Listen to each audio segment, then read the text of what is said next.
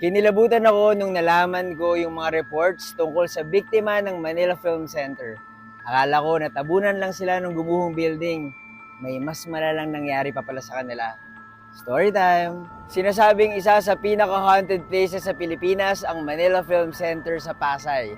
Ginawa ito noong 1982. Disclaimer lang na baka sensitive ang topic na to para sa ibang mga tao. According to reports, minadali lang daw ang paggawa nito para lang umabot sa isang big international event na hino-host ng Pilipinas. 3 a.m. daw nangyari ang pagguho ng mga scaffolding sa building.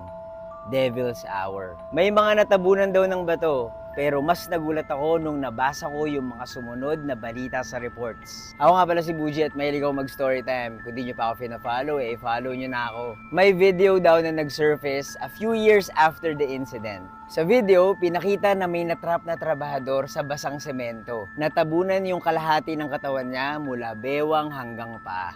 Hindi raw siya nakaalis kaagad dahil mabilis na natutuyo ang semento. Habang nire-rescue siya, kinakantahan siya ng ilang mga survivors ng Christmas songs.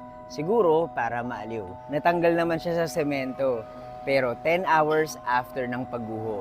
And unfortunately, hindi na siya buhay.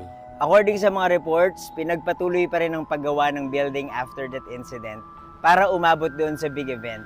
At sabi pa nung isang official, nung big event na yon, sa kamamadali, meron daw mga ibang na-trap na tinanggal na lang yung exposed na katawan at hinayaan na lang yung ibang parte ng kanilang bodies sa ilalim ng semento. Kaya kinakabahan ako every time na dumadaan kami doon sa may Manila Film Center kasi baka mamaya may marinig kami na may kumakanta ng Christmas songs.